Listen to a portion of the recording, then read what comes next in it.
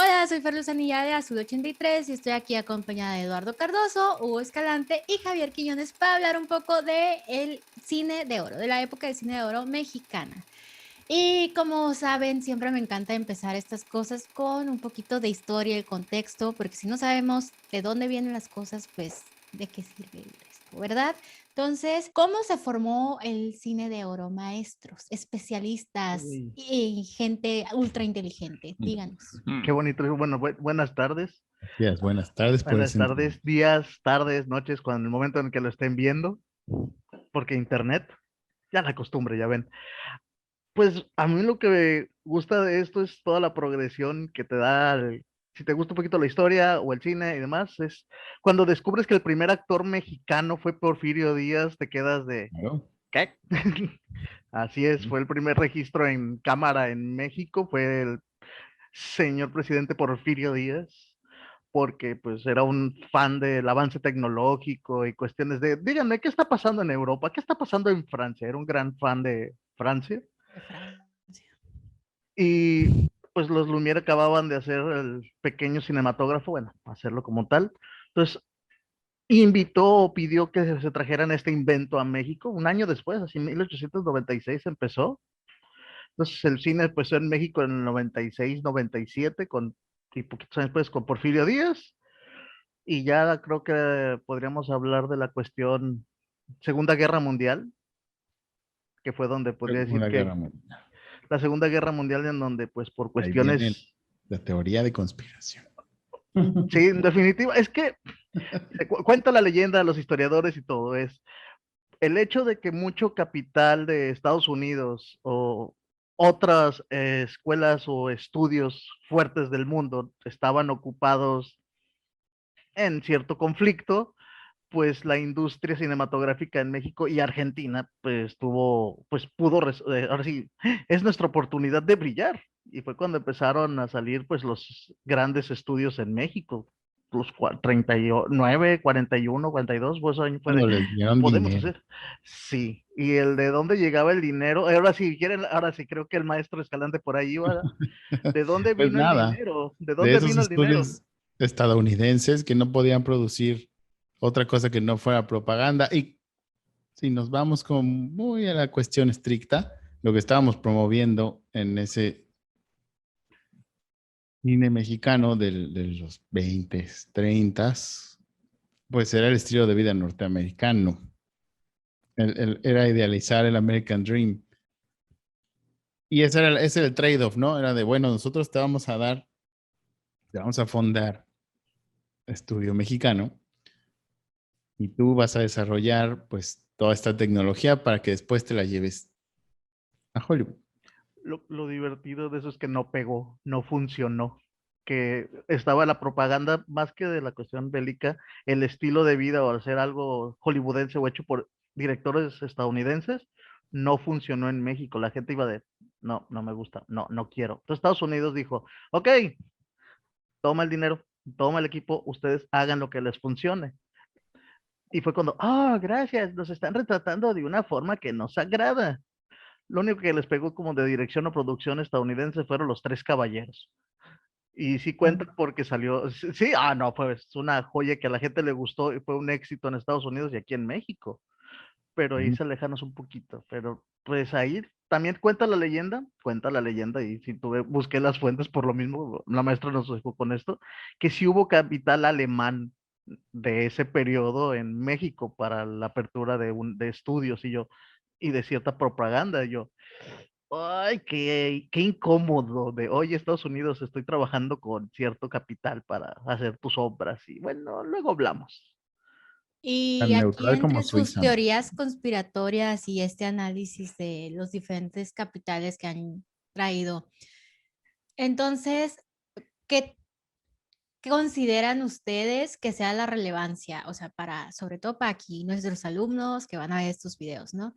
De esta parte de entretenimiento y cultural en medio de una guerra, además de la propaganda, ¿no? O sea, porque pues mucho presupuesto se fue en propaganda en el momento, pero pues porque era tan importante invertirle también a que alguien se encargara de esta parte del entretenimiento y todo eso, ¿no? Y lo que les podría comentar, y bueno, y retomando un poquito lo que comentaban los maestros anteriormente, yo creo que bueno, no creo, más bien así está documentado. O sea, la época de oro del cine mexicano es producto de un sinnúmero de factores, ¿no? Entre ellos, como ya lo comentó el maestro Eduardo Cardoso, la Segunda Guerra Mundial tuvo muchísimo, muchísimo que ver, precisamente porque las principales cinematografías en ese momento, la norteamericana y la europea, hay que recordar que el cine nace en Europa, pero se potencia en su calidad de entretenimiento en Estados Unidos. Entonces, al estar las principales potencias europeas y la norteamericana inmersos en una guerra, donde fue una guerra donde prácticamente la propaganda, como bien lo comentaban, tuvo mucho peso, muchísimo peso, enfocaron no solamente sus ejércitos y su economía a trabajar en esa guerra, sino también su aparato de producción de contenidos, en este caso propagandísticos, ¿no? Y como bien lo mencionaban, se abrió el mercado, ¿sí? Porque ellos estaban ocupados haciendo propaganda, se abrió el mercado, también se dio también con una cuestión ahí de que personajes muy importantes de la cinematografía del cine de oro como Emilio Fernández y actores, Dolores del Río, estaban en Los Ángeles por diferentes circunstancias, Gabriel Figueroa por diferentes circunstancias y aprendieron a hacer cine. Inclusive una de las características principales del cine de la época de oro mexicano, pues es prácticamente que es una emulación de lo que es el cine clásico hollywoodense en toda su forma, su estilo visual, en toda su forma de retomar lo que fue el Star System, que lo inventaron los norteamericanos. Entonces, se capacitó gente, esa gente regresó para acá, regresaron con inversionistas, precisamente porque habría la pregunta que hacía maestra, había que suplir precisamente esta cuestión de entretenimiento y en México, o sea, que es muy interesante, en México se estaba gestando un movimiento cultural, por artistas plásticos, por poetas, por literatos, había una efervescencia porque acabábamos de salir de la Revolución Mexicana, o sea, la estaba muy latente.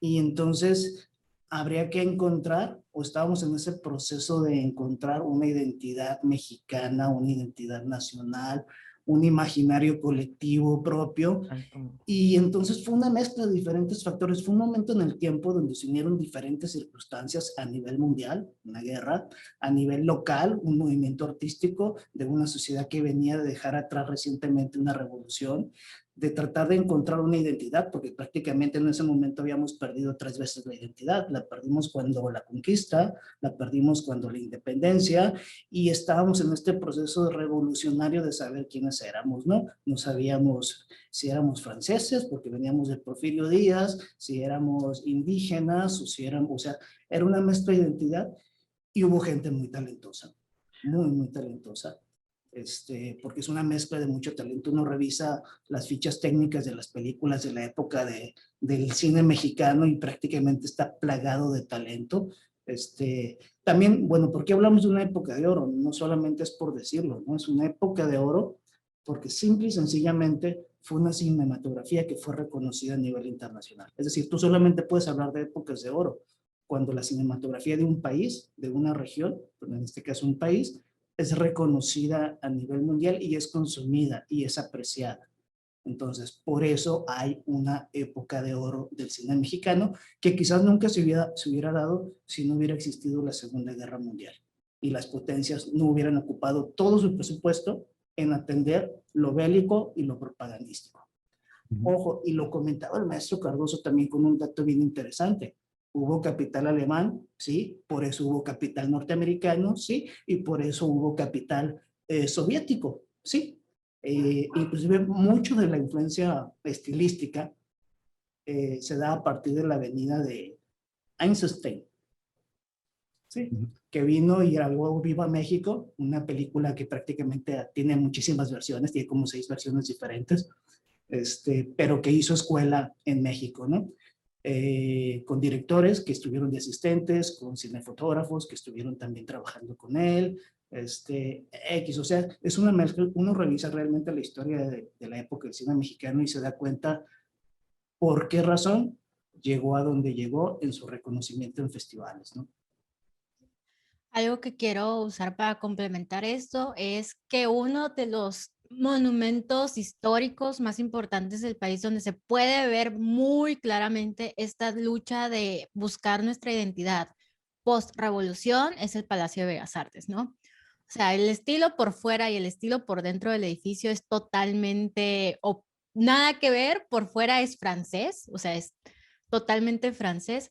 Por dentro se busca esta manera de agregar elementos de la historia mexicana, de las investigaciones que empezaron a hacer, de nuestros dioses, etcétera, ¿no? Entonces, si alguna vez tienen posibilidad de ir a Ciudad de México, tomen la guía, o sea, la guía que dan ahí en Bellas Artes, y yo lo hice, es gratuita y te da mucha información muy interesante de la construcción del edificio y de esta lucha de identidad que teníamos mexicanos postrevolucionarios por encontrarnos de, ok, entonces, ¿quiénes somos? ¿Somos los hijos de los criollos o somos esta cultura indígena que venía desde antes o somos estas cosas que adoptamos de Francia con Porfirio Díaz? Entonces, ¿quiénes somos como nación, no? Y era toda esta búsqueda de esa identidad.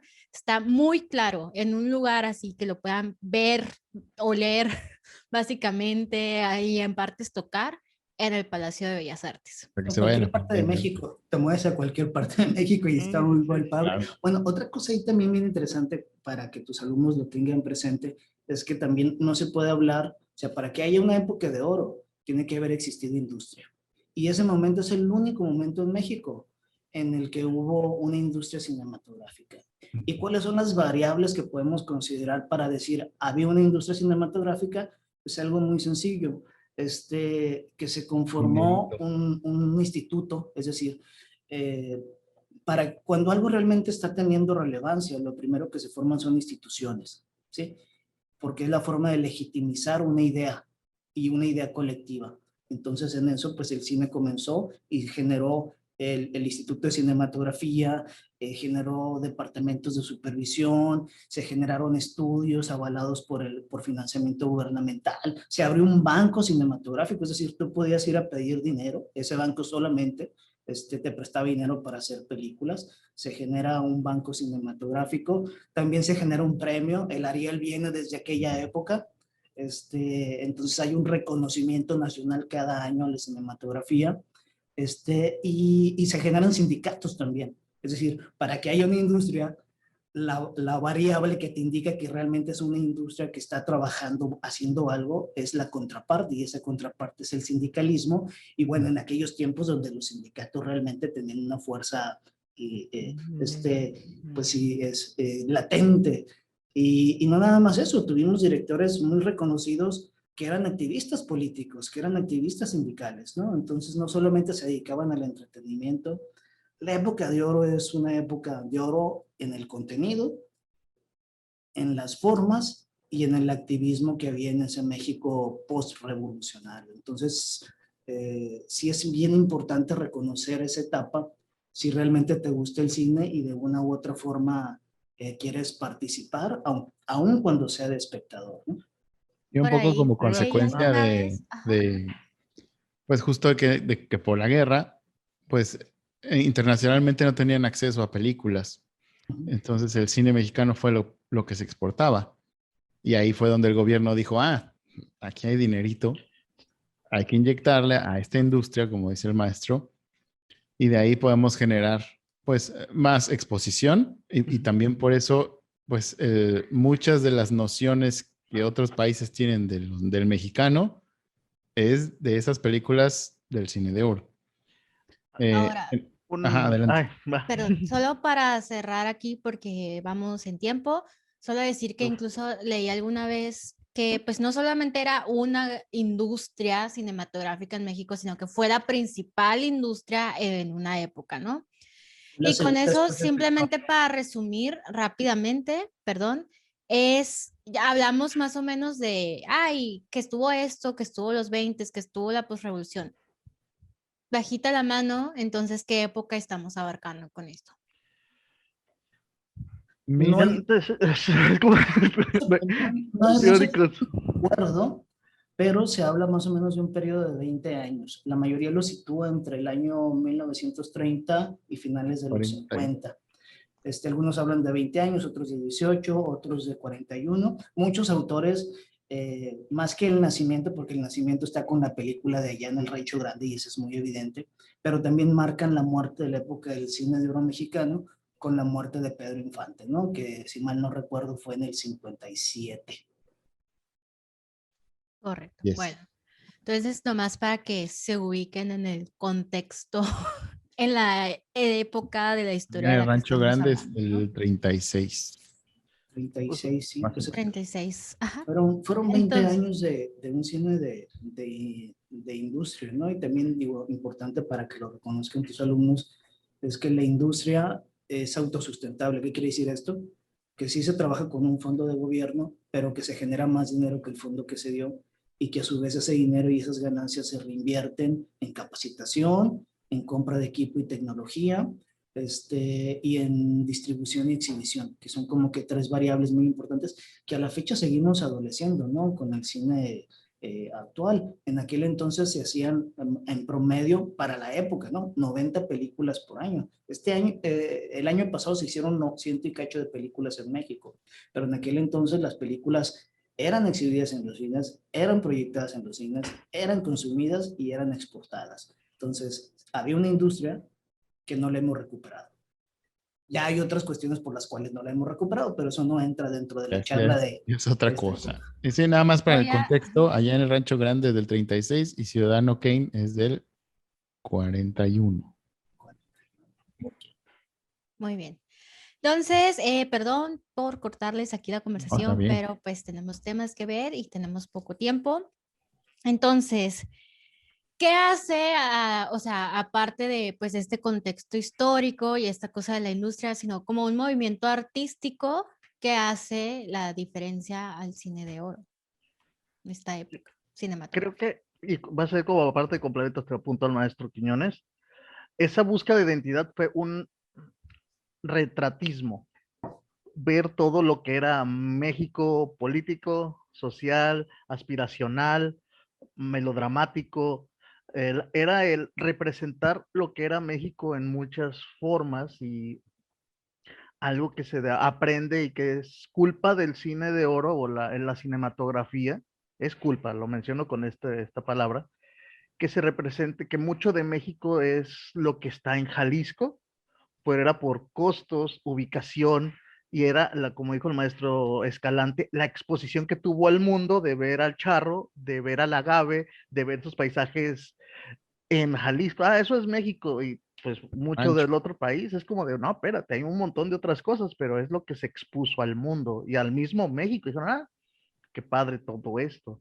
Entonces eso es lo que lo hace, como es una representación de muchas cosas, la familia, la política, el activismo y todo lo que los directores que tuvimos en esa época fue muy, muy marcado, la cuestión social, la cuestión familiar y la cuestión cultural. Creo que son esos tres elementos muy marcados en el cine y el duelo que había, digo, para mostrar México en muchas facetas que podían existir. Y bueno, aquí voy a pisar un territorio que no estoy muy seguro, pero para eso están estos maestros para corregirme. Pero entiendo que también se tropicaliza la cosa. Y de tropicalizar estamos hablando como de este cine noir que ya había y que justamente se adapta al folclore mexicano, se adapta a la cuestión tropical, a la música tropical, ¿no? Y genera estas nuevas cosas como de rumberas, como este cine musical que sí existe en Hollywood como los musicales, pero ya viene como a tropicalizarse, ya viene como algo nuestro, se presenta como algo nacional y le da ese toque nacionalista que es justo de lo que hablaba el maestro Quiñones, que es algo que adolecíamos y es como esta inyección de personalidad a través de otros ojos, en donde pues ves lo rural, ves y dices, pues sí, ahí estoy. Esa sí es mi realidad, no es la realidad de la ciudad porque difícilmente voy para allá. Y es donde estaba floreciendo las cosas, pero si me iba al rancho, donde todavía había muchísima gente viviendo ahí y la exposición a su realidad era a través de este entretenimiento, pues claro que te genera una especie de personalidad. Las secuelas de esa personalidad, pues yo creo que ya podríamos discutirlas como en otra charla, pero esa es la piedra fundamental de toda esta época de oro. No sé qué opinen, maestro. Ahí algo bien interesante es que la época de oro la podemos dividir inclusive en tres partes. Es como un capítulo, sí, es como una historia en tres partes. La primera parte es cuando se hace este cine campirano que todos reconocemos de estos paisajes que ya comentaba el maestro Cardoso. La primera parte es eso, ¿no? Es la búsqueda de la identidad a partir de mostrar y del aprecio que se tiene de la tierra. Digo, parte de esto pues viene de lo que hizo Emilio el Indio Fernández, que bueno, su mote de indio que le gustaba, por eso es que lo replico aquí, era porque su mamá era precisamente de una etnia indígena, ¿no? Y él sentía todo o sea, creció con todo este amor a la tierra. Y aparte, bueno, cuando viene Einstein, pues prácticamente lo que les platica del amor que se debe tener por el territorio, por la patria, pues bueno, les vuela la cabeza, ¿no? A gente que ya había estado en Hollywood y veía que era otra forma de hacer cine, un cine más de entretenimiento, de diversión, de gag, y con esta nueva ideología, pues suma, ¿no? Y en esa suma es que tenemos este cine. Pero bueno, para cerrar la idea, hay tres partes, ¿no? El cine campirano. Luego esas historias comenzaron como que a cansar y salió el mismo formato, pero en cine citadino, es decir, estas historias de ciudad donde aparece Tintán, Cantinflas y estas comedias. Y luego la última etapa, Nosotros los pobres. exactamente, la que comentaba el maestro Escalante, que es ya la etapa de las rumberas, ¿no? Son como que tres etapas muy bien marcaditas en la época de oro y prácticamente el cine de rumberas, que era un cine más musical, ¿sí? O sea, había un par de secuencias, un par de escenas y luego un número musical y esa era la forma de ir enlazando la historia, ¿no? ¿Por qué? Eso tiene una razón económica. La razón económica por la cual se genera el cine de rumberas es porque se bajaron presupuestos, ya había terminado la guerra, las industrias europeas y norteamericanas, pues bueno, vamos a volver a hacer cine de entretenimiento y por supuesto que lo hacen muy bien. Comenzó a perder mercado el cine mexicano y lo que hicieron, la forma de responder fue simple y sencillamente, bajamos los presupuestos, no hagamos películas en 8 semanas, las vamos a hacer en 5, y las vamos a hacer en estudios y por eso es que todo ya se comienza a cerrar al cabaret, ¿no? Los llamados churros. No, Exactamente, los churros o los buñuelos, porque bueno, Churros. podríamos hablar de buñuelos, ¿no?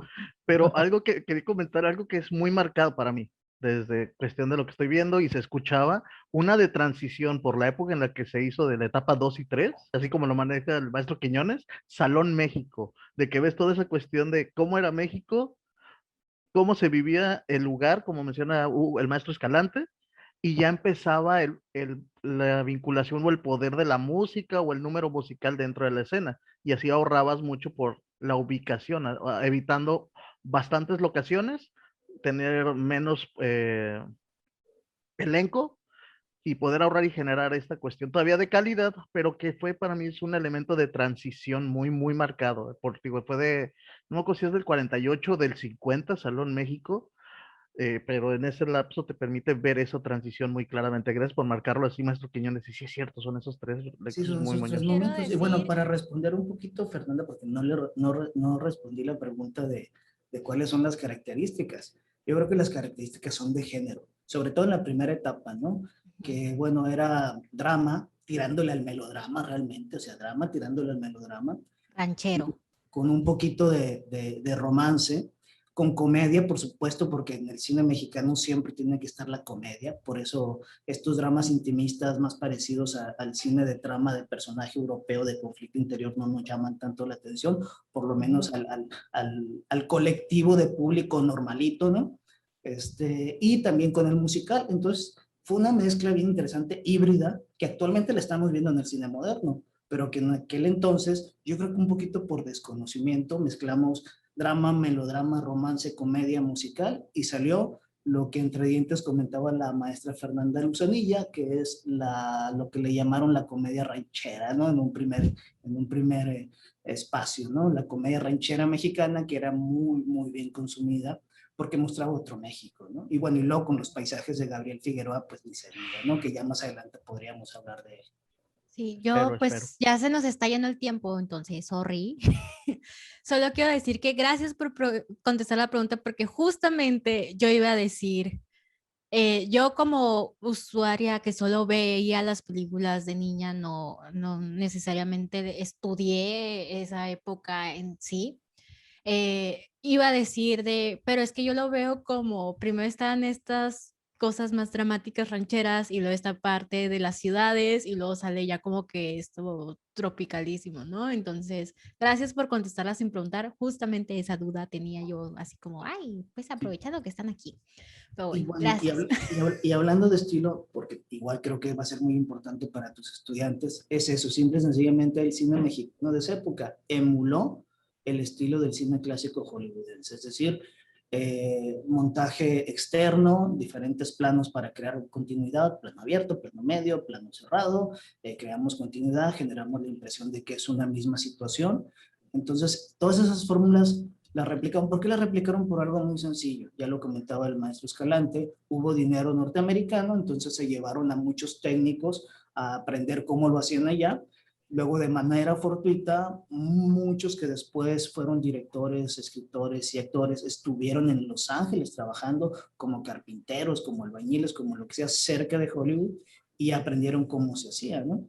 La historia de Lindy Fernández es increíble, por si por ahí alguno de ustedes chicos tiene oportunidad de verse, aunque sea un documental, se van a sorprender de todo su historial. O sea, él fue teniente, estuvo en el levantamiento contra Álvaro Obregón, y impulsado por el general Huerta, estuvo en la cárcel, se escapó, se va a Estados Unidos, trabaja de lo que sea, allá aprende a hacer doble en las escenas de Hollywood, se regresa, bueno, ya conoce a Dolores del Río, por ahí hasta hay una anécdota que creo que el maestro Cardudo se la debe saber de si eso no es el modelo de la figura de los Oscar. Entonces, bueno, está muy interesante la vida de él, aparte todo lo que hizo, ¿no? Posteriormente en el cine. Bueno, y pues ya como que como continuación de este tema, nuestro siguiente tema es entonces que me pueden contar de, ahora sí, los grandes realizadores del cine mexicano de la época. Si quieres, maestro, puedes seguirle con el Indio Síguele con el Fernández, indio. ya que traes la viada, ¿no? Indio. Ya que traes Esperamos. la viada dura.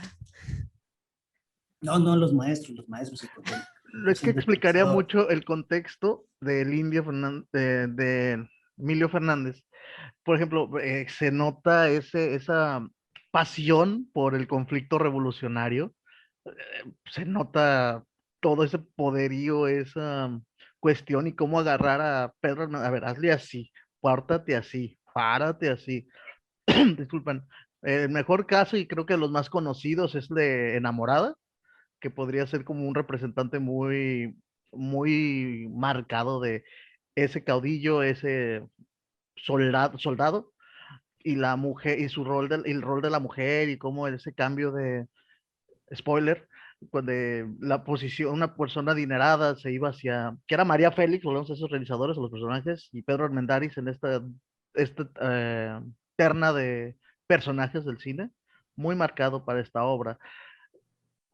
Funcionaría también hablar de otro realizador que ya vendemos con la comedia romántica y la cuestión situacional.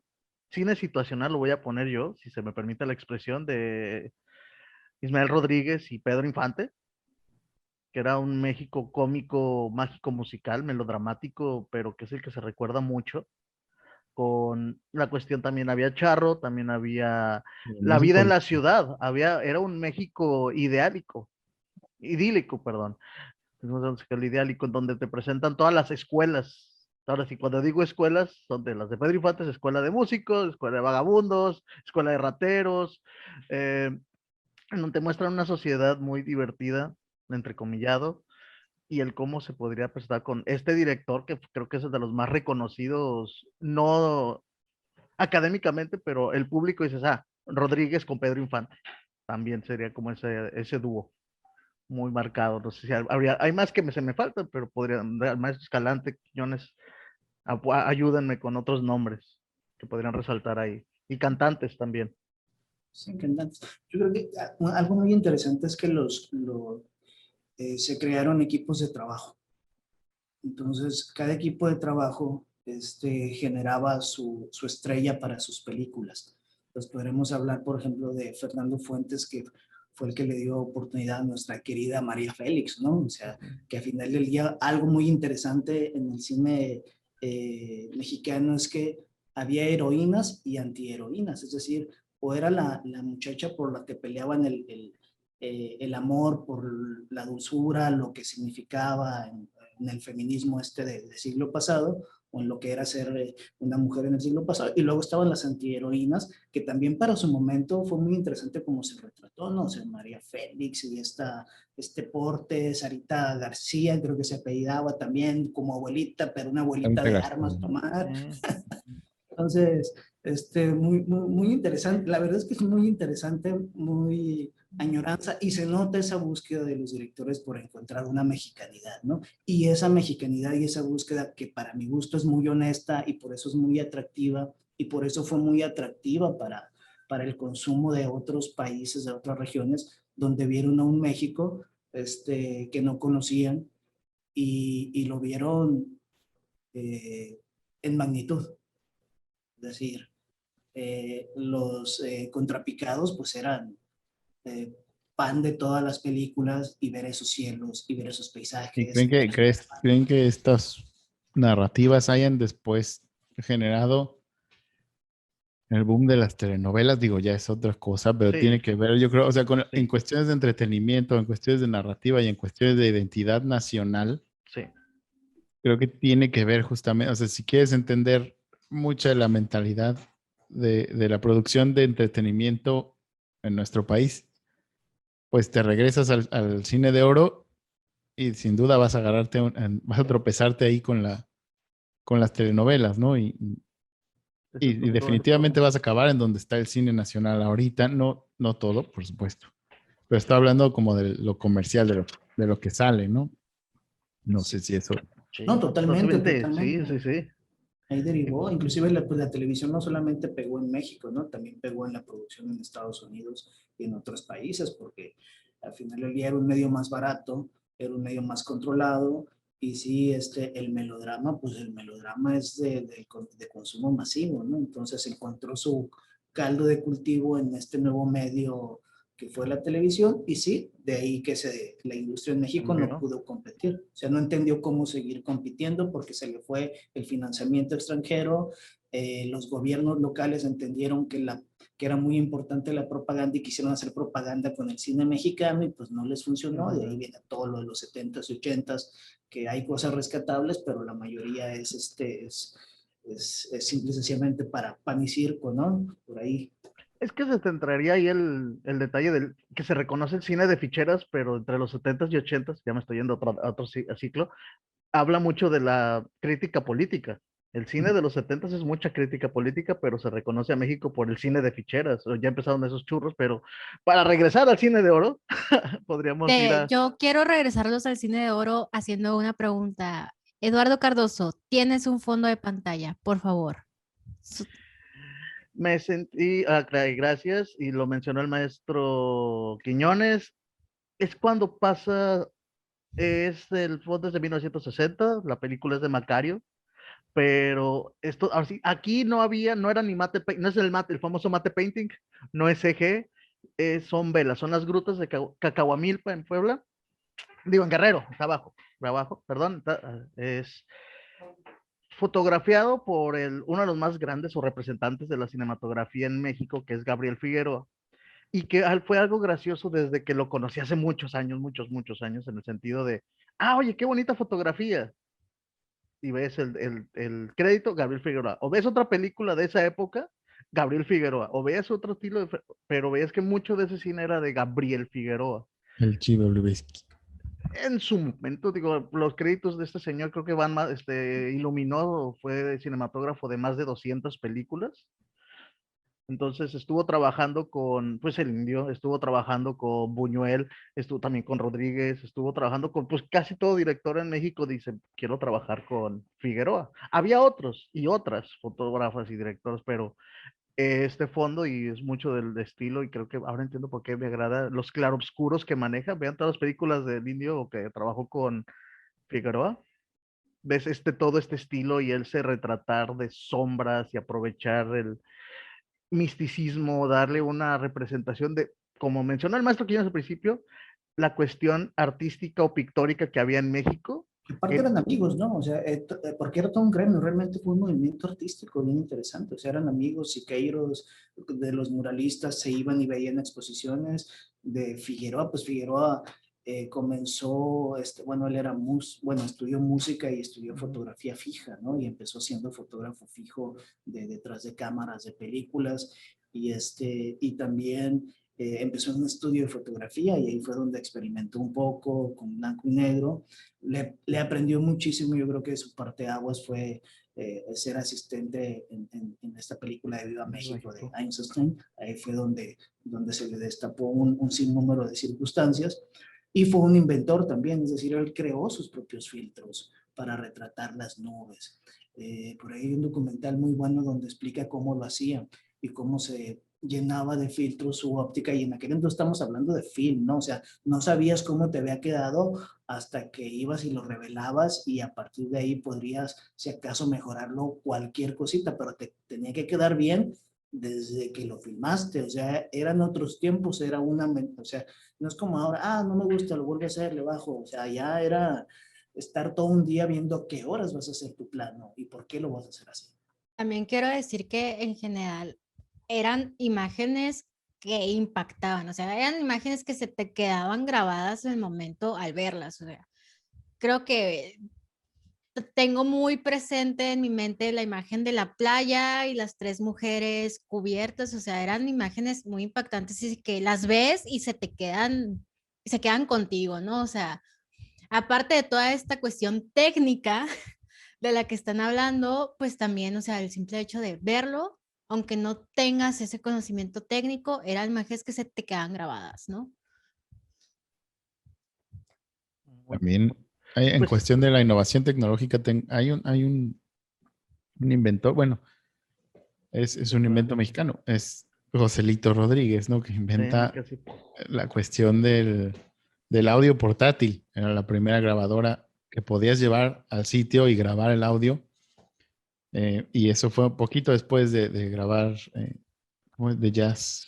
Jazz Singer. Jazz Singer. Ujú. Em, y era el Rodríguez Sound Recording System. Y es un invento de un mexicano. Creo que también eso tiene mucho que ver con la época de oro. Es nosotros, o bueno, el mexicano tiene mucho esto de inventiva, de optimizar recursos. Entonces, con lo que tenías, te ibas y hacías lo mejor que tenías con lo que ibas. Como dice el maestro, pues tenías que grabar en film bien a la primera, a ver cómo le haces. Y te inventabas mecanismos, te inventabas filtros, pero te tenía que salir bien a la primera, y eso optimizaba muchísimo los recursos, ¿no? Y te permitía también experimentar un poco. Y por eso tanta gente de aquí, pues es la que después se fuga, ¿no? A hacer películas a otros lados. Todo ese aprendizaje se queda, y ¿cómo puedo ahorrarme el tiempo y el presupuesto? Si sabes que alguien puede apoyar en esa área, es algo que nos resalta en el mundo. Entonces, ahora sí, el Joselito Rodríguez y también estos Qué bonito. filtros y esa mezcla de artistas te permitía ver ese desarrollo. También las cámaras, también hubo, se me adelantó el maestro Quiñones, quería hablar de los filtros y cómo si quedaban o no, se grababan, o los conflictos entre comillas Buñuel con Figueroa, porque digo, tenía muchísima libertad con Emilio Fernández, pero sí había muchas películas, de las películas que trabajaron Viñuel y Figueroa, de no quiero nubes, mi atención va aquí, no lo quiero al plano, lo quiero aquí. Era el divertido esa cuestión de talentos y pues ya más que genios, nombres para generar grandes obras. Entonces, ¿cómo nos ponemos de acuerdo y qué poder hacer con lo que había? Y eran diferentes métodos de trabajo, ¿no? Y al final del día, pues, y lo narra y lo comenta también Figueroa, que para él fue muy difícil trabajar con Luis Buñuel, pero que aprendió muchísimo porque lo sacó de la zona de confort. Es decir, ya hacía esto muy bien, llegó con Buñuel, que prácticamente su mejor cinematografía la hace en México, sin querer queriendo, pero es un poquito hasta irreconocible los trabajos de de Figueroa. Es decir, tú ves películas de Luis Buñuel y no piensas que es Figueroa, aunque es muy buena fotografía, porque hay algo que sientes que no es tan reconocible como en las películas de Gabaldón, de Fernández, sí, o sea, tiene algo diferente y es esa cuestión de que él no quería que sus películas fueran reconocidas por la fotografía, sino por el contenido, la historia, el tema, la trama que ahí se contaba. ¿Algún comentario que quieran hacer para cerrar este? Sí, ahora sí con el comentario sobre el fondo también y cerrar otra vez con Figueroa y los artistas de fotografía, vean María Candelaria, para que vean una cuestión de el buen uso de filtros y una fotografía impresionante y agua, de cómo Figueroa retrataba agua, vean María Candelaria. Y otro datito interesante ahí, que creo que es importante, es que fue una época donde los directores mexicanos, que medianamente podemos contar días dentro de los directores que tuvieron reconocimiento internacional, es que se filmaba muchísimo, o sea, lo menos de películas que tenía cada director de estos, que podemos nombrar como los más talentosos, pues tienen entre 45 y 70 películas. Nada más.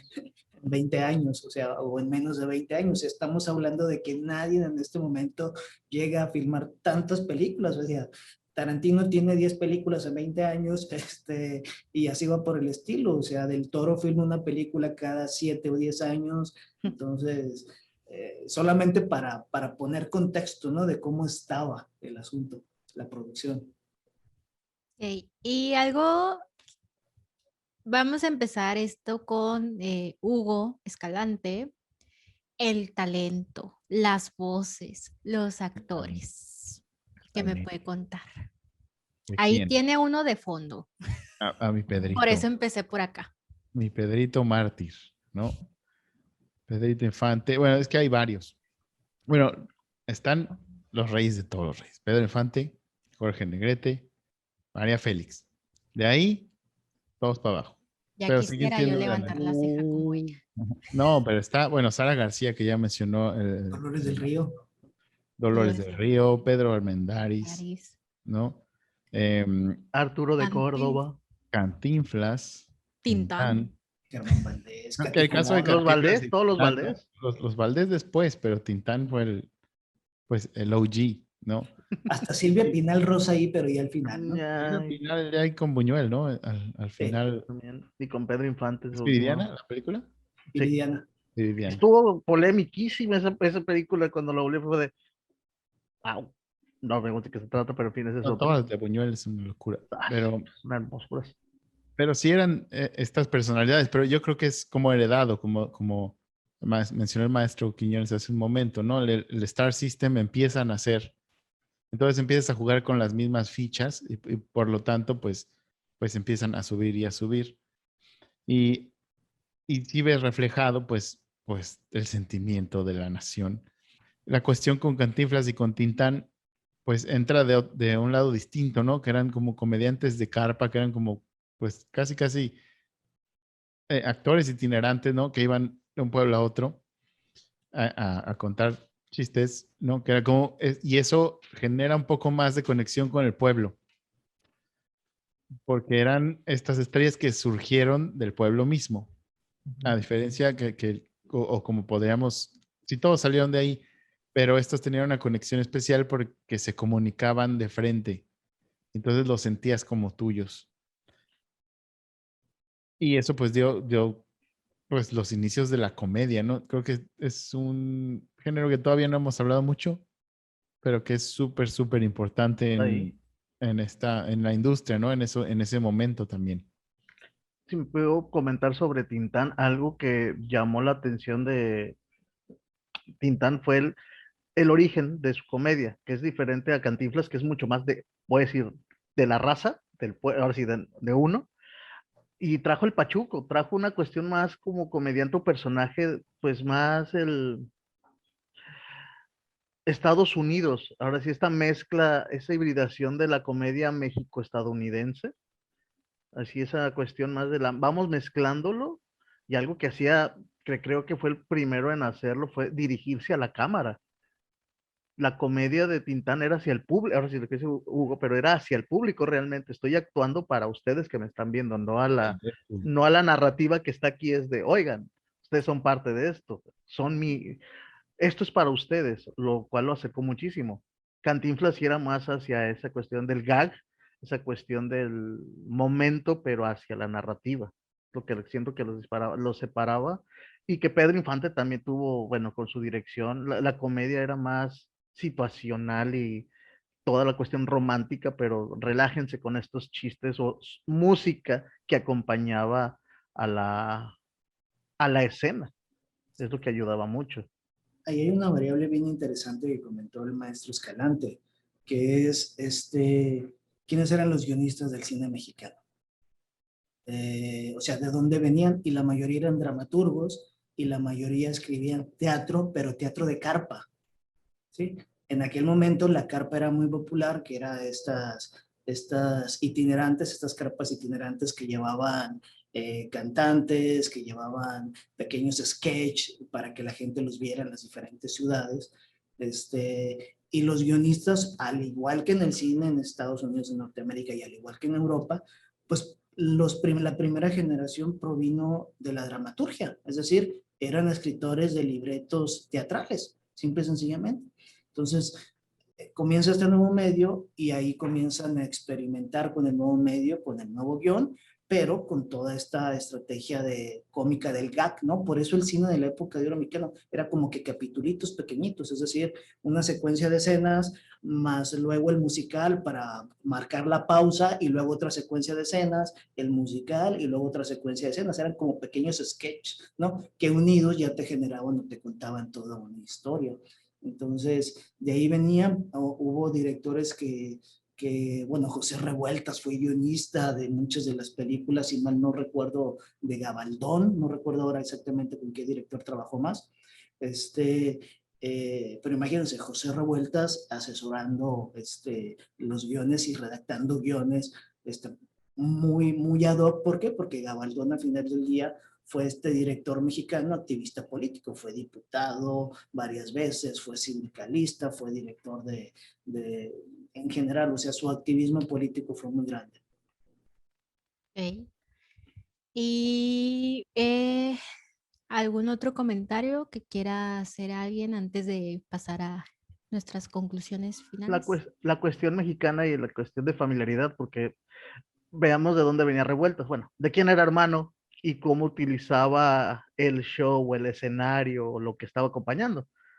O sea, hermano del, bueno, famoso Silvestre Revueltas, por las olas. Entonces, sabía hacia dónde escribir, hacia cómo acompañar todo va a ser exagerado decir, ese ritmo para llevar una historia para donde él lo desease y que fuera amigable y agradable al lector o al espectador. Y otra cosa interesante es que eran adaptaciones, es decir, venían de literatura, y José Revueltas lo que hacía era la adaptación. ¿Algún comentario que tengan que hacer sobre los actores de la época?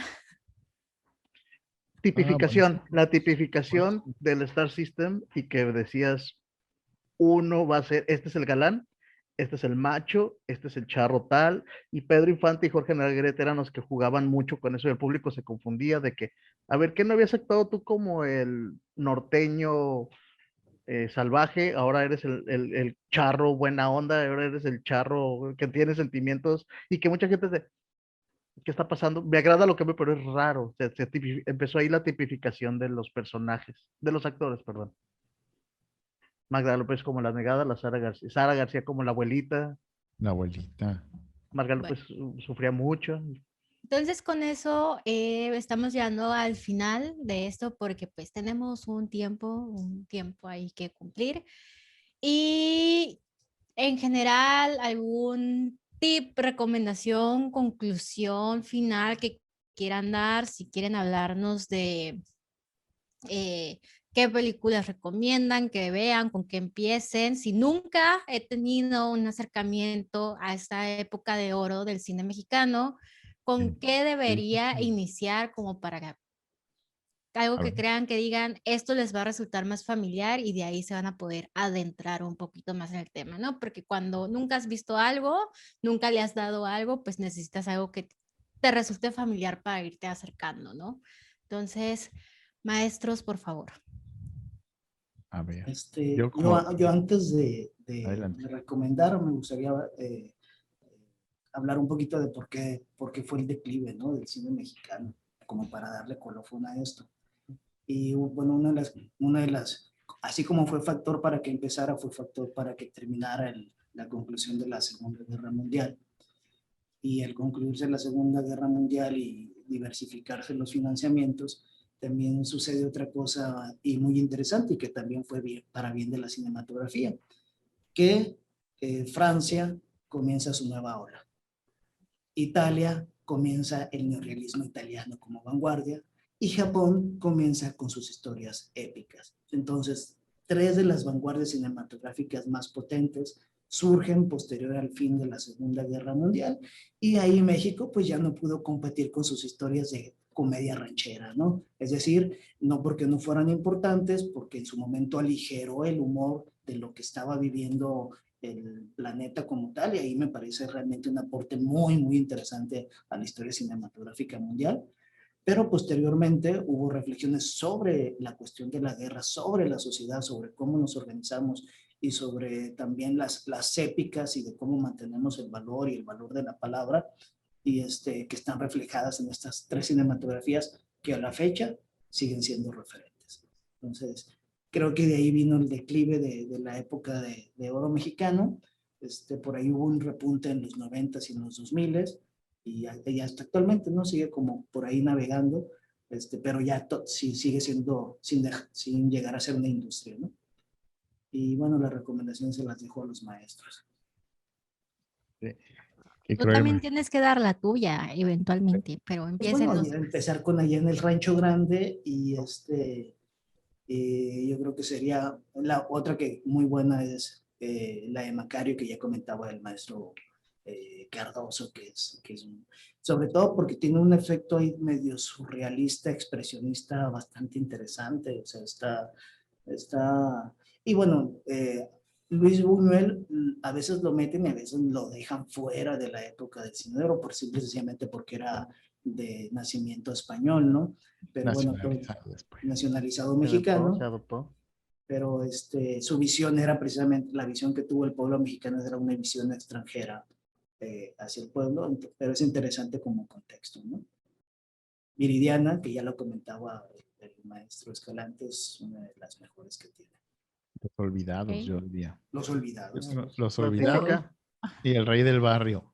Son los dos. Ahora, en términos generales hay que ver una comedia ranchera, hay que ver un drama urbano de Tintán, Cantinflas o El cualquiera, rey del barrio.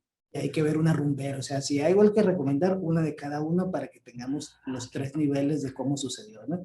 Ok, ¿y con cuál empiezan, maestro? Si Porque quieres luego, yo, o sea, me estás diciendo a fuerzas, tengo que ver una de cada una, pero Claro ¿con que cuál sí. empiezo? Está ¿No? O sea, bien. si yo te digo, aviéntate toda la saga de Harry Potter, me vas a Empiezas decir, dime una para empezar, y ya después allá veo en si el le la Rancho sigo, uno, ¿no? Grande. la uno. La Eso uno es para allá en el aquí, Rancho o Grande. sea, para el público que va a este video es lo mismo, es el Ok. equivalente. Dime uno para empezar y ya de ahí veo si le sigo con las otras. Allá en el Rancho Grande. Yo creo que es como la Sí, primerita que hay que ver. Sí, lo que dijo el Masquín, sí, básica. Pero vamos a darles opciones. Entonces, ya digamos que es la rancho grande. doy las opciones. Sí, Ok, bueno, empezaría con allá en el Rancho Grande, luego a ver una de comedia citadina, quizás podría ser Cuando los hijos se van, de Juan Bustillos del Oro. También podría ser Calabacitas Tiernas de Tintán, que a mí me gusta muchísimo y me hace reír mucho. Y de rumberas, ahí sí me agarraron un poquito fuera de Siboney. base. Ahí, maestro Escalante, recuérdeme alguna de rumberas. Siboney de Juan Orol. Ah, sí, sí, de Juan Manuel, es correcto.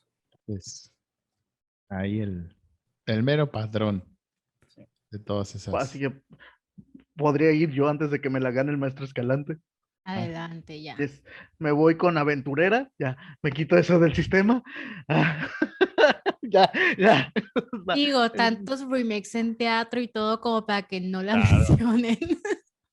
Creo que ha Niurka. sido la obra mexicana o el musical mexicano de mayor duración. Duró como 15, 16 años en cartelera. Ok, sería de la rumbera, sería esta, comedia urbana o ranchera. O Pues las dos son Oh, distintas. ok. O sea, Podría poner, es que como urbana podría, es que Pedritos. Pedrito. Escuela de Vagabundos, Ujú. es una Los nobles. Pobres. joyaza. Y ranchera, ranchera sería Los Tres García, y una de situación o reconocimiento de ahora sí, de la mexicanidad o lo que estábamos viendo, ya me ganó el maestro Macario, que es una cuestión cultural de la vida y la muerte. Me podría ir con, sí, ya había dicho Enamorada o María Candelaria. pues en general todas tenían esta parte del reconocimiento, ¿no? O sea, no tan directamente así como, ay, literal, te voy a escribir aquí mi lucha de mi reconocimiento, pero pues en los vestuarios, los diálogos, la vivencia, se veía esa lucha del reconocimiento de una sociedad mexicana, ¿no? Oye, Ya, aparte ya Escalante. en la última todos estos parte, ya bueno, ya digo, ya son muchas recomendaciones y no las van a ver. Pero así como para entrar a la colita del cine de oro, pues Tizoc, que todavía tiene como a los grandes actores. Y es una cosa ahí muy bizarra porque ya no es blanco y negro. Creo que todas las que hemos recomendado son aún blanco y negro y Sí, Tizoc ya la es a primera, color, ¿no? Fue la ¿no? primera mexicana, ¿no? Y la No mitad sé si es se la primera. publicó. La mitad se publicó, se expuso a color. La primera mitad está en blanco y negro y la segunda mitad es a color. Eh, Ahí está el dato. Ahí está el dato duro. Y El yo dato les duro. voy a dar así como entonces un cierre, porque pues dije una con la que tengan que empezar y todos, ok, entonces 7 películas, va. Eh, Así es.